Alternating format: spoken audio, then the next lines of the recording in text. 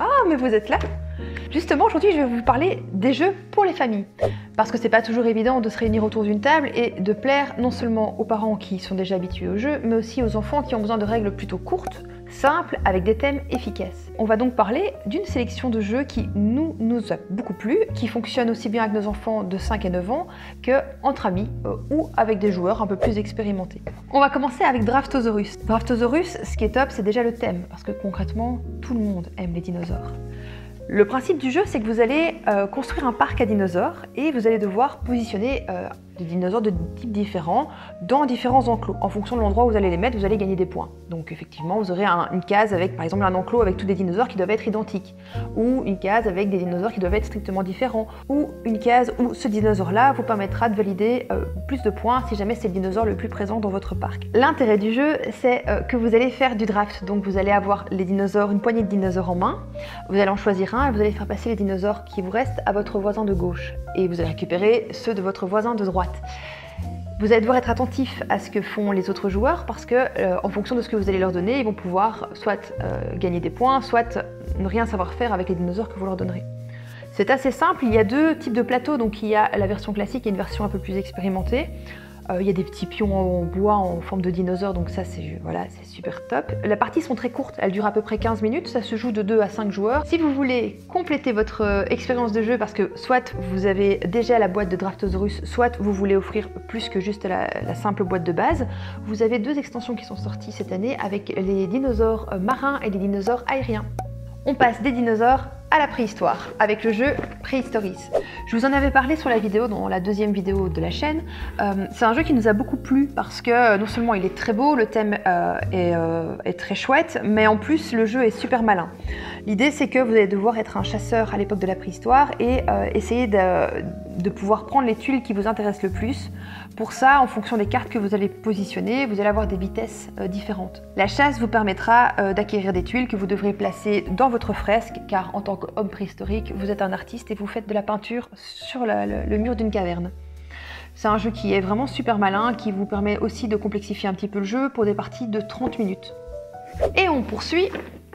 Je fais un peu de rangement. Avec une boîte bien lourde qui est sortie il n'y a pas longtemps, qui est l'Empire de César. Qui n'a pas grandi avec Astérix et Obélix? En tout cas, moi j'ai toutes les répliques dans la tête. Ici, l'idée c'est que vous allez partir en légion, donc vous n'êtes pas les gentils Gaulois, vous êtes les légions de César. Vous avez 5 légions romaines qui vont conquérir l'Empire de César. Vous allez faire des chemins avec vos légions, un petit peu comme dans les Aventuriers du Rail, pour partir de Rome et aller récupérer différentes ressources. Il y a ce côté course où vous allez essayer donc de maximiser des points. En fait, au plus vous allez avoir de ressources les mêmes, au plus vous allez gagner des points. Donc vous allez essayer d'aller grappiller ce qui vous intéresse. Mais les villes aussi vont vous permettre de gagner des points. Donc parfois, aller plus loin vous permettra de gagner plus de points par la ville, mais ne vous apportera pas les ressources dont vous avez besoin. Et l'intérêt supplémentaire du jeu, c'est surtout que quand vous allez utiliser une route qui est déjà faite, donc vous allez utiliser un premier tronçon d'un autre joueur qui part de Rome, et vous allez le compléter avec votre légion, vous allez lui faire gagner également des points. Il est vraiment très sympa, il s'explique très vite. Notre fiston, il a 9 ans et il a totalement compris les règles du jeu et il a vraiment bien maîtrisé la partie. C'est un jeu qui est un peu plus long, qui dure entre une demi-heure et 1 heure et qui demande plus de mise en place. Mais si jamais vous avez dans votre famille des enfants qui sont déjà un petit peu plus habitués ou un petit peu plus âgés, c'est vraiment un jeu qui est parfait. Ok, on continue avec Imagine Family, qui est absolument génial parce que vous pourrez y jouer avec les plus petits aussi. Pour autant, même s'ils ne savent pas lire, il faudra juste leur souffler un des joueurs qui devra leur souffler le mot à l'oreille. Ou alors leur faire même jouer en mode freestyle et ils inventent leurs propres mots. Sachez juste que ça peut être très imagé pour un enfant et ça peut être très abstrait. L'idée c'est que c'est un peu un dessiner c'est gagner, sauf qu'on dessine pas. Vous allez assembler plusieurs pictogrammes qui sont translucides sur différentes couches et vous allez former des dessins, des images, des choses que vous allez pouvoir mettre en mouvement pour faire deviner des mots. Il y avait déjà une version classique, ici c'est vraiment destiné aux familles avec des couleurs beaucoup plus flashy, des pictogrammes plus faciles et des mots plus simples aussi. Ça c'est un jeu qui est vraiment très chouette pour faire une soirée animation avec vos enfants le vendredi soir ou même pour faire jouer les grands-parents. Imagine Family.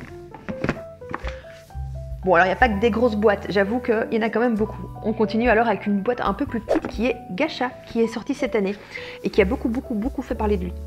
Alors gacha, ce sont les espèces d'appareils où vous avez des boules dedans, donc vous mettez une pièce et vous avez une boule qui sort avec un bibelot qui sert généralement à rien.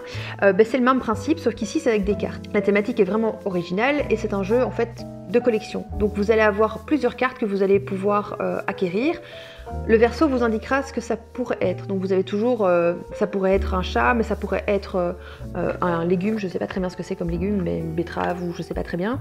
Et à l'arrière de la carte, vous verrez ce que vous avez obtenu. Vous avez des objectifs à atteindre, c'est assez rapide, ça se joue en 20 minutes, franchement facile. Et voilà, non, gacha c'est très sympa et c'est très rapide. Et comme on est quand même du côté un peu asiatique, on va poursuivre sur les sushis. Parce que les sushis, c'est la vie. Hop, je fais un peu de rangement histoire d'avoir de la place. Hop là. Alors c'est pas un jeu récent et j'avais pas envie de mettre que des jeux qui venaient de sortir non plus dans la sélection, et donc il y a Sushi Roll. Je vous en parle parce qu'il y a une autre version du jeu qui va sortir ou qui est prêt à sortir, qui est Sushi Party je pense, et donc du coup voilà. Ici, c'est la version avec les dés, elle existe en version carte, elle existe en plusieurs formats. L'idée, c'est un peu comme quand vous allez manger des sushis et qu'il y a cette espèce d'énorme tapis qui tourne avec le bol que vous vouliez mais qui est parti et vous devez attendre que le bol revienne. Eh bien, c'est le même principe, sauf que là, vous allez choper ce qui passe et en espérant que les autres à table vous les aient laissés, et essayer de faire un maximum de points. Donc, par exemple, avoir certains sushis ensemble, une quantité d'un certain nombre de sushis vous rapportera des points, certains sushis seront multiplicateurs, etc. Donc c'est hyper mignon, c'est un jeu de dés, donc il y a il y a du hasard, mais il y a aussi vraiment ce côté draft, un petit peu comme dans Draftosaurus, où vous allez être dépendant de ce que vont prendre les autres joueurs. Voilà, Sushi Roll, un jeu franchement qui nous a beaucoup plu et qui mérite d'être découvert, surtout pour le thème, parce que le thème est vraiment chouette. Et on enchaîne tout de suite avec Kids Chronicle, qui est la toute nouvelle version en fait pour enfants de la nouvelle gamme de chez Lucky Duck Games.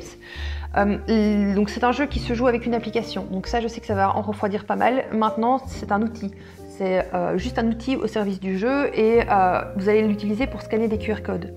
Le principe est le même que dans Chronicle of Crime, dont je vous parlerai dans une autre sélection. C'est que vous allez avoir un plateau avec des personnages que vous allez rencontrer, des lieux que vous allez pouvoir visiter et des objets que vous allez pouvoir découvrir. Les QR codes, ils ont un intérêt, l'application qui est gratuite et qui s'utilise avec les QR codes a un intérêt, c'est que vous allez pouvoir créer des interactions entre les lieux que vous allez visiter, les personnages que vous allez rencontrer et les objets. Donc vous allez pouvoir aller dans un endroit, découvrir si jamais la personne est là ou non, grâce à une vidéo en 360 degrés qui est vraiment très bien faite. Les enfants vont pouvoir être avec le téléphone et regarder et dire ah je vois là il y a une épée, tiens je continue, là-bas il y a le pêcheur, et ainsi de suite. Et en fonction de ce qu'ils voient, ils vont rajouter les cartes, ils vont pouvoir interroger ces personnes et utiliser les objets qu'ils ont pour créer des interactions. Donc c'est un jeu d'aventure et même avec les grands-parents ça marche super bien. Franchement ils ont été pris dans le jeu. Oubliez le côté application, ça sert vraiment pour le jeu et c'est vraiment utile. C'est surtout de la lecture et c'est surtout de l'interaction. Et voilà, c'est déjà tout pour la sélection des jeux famille. Donc j'espère que là-dedans, il y aura des choses qui vous auront donné envie de vous retrouver autour d'une table avec vos enfants. Moi, en tout cas, ce sont des jeux qui nous ont beaucoup plu et qu'on garde au chaud dans la ludothèque et qu'on essaie de ressortir le plus souvent possible. Il y a beaucoup d'autres jeux que j'aurais vraiment voulu mettre, mais qui seront dans d'autres sélections. Donc je vous invite à vous abonner, à mettre un petit like et à ne pas manquer les prochaines vidéos.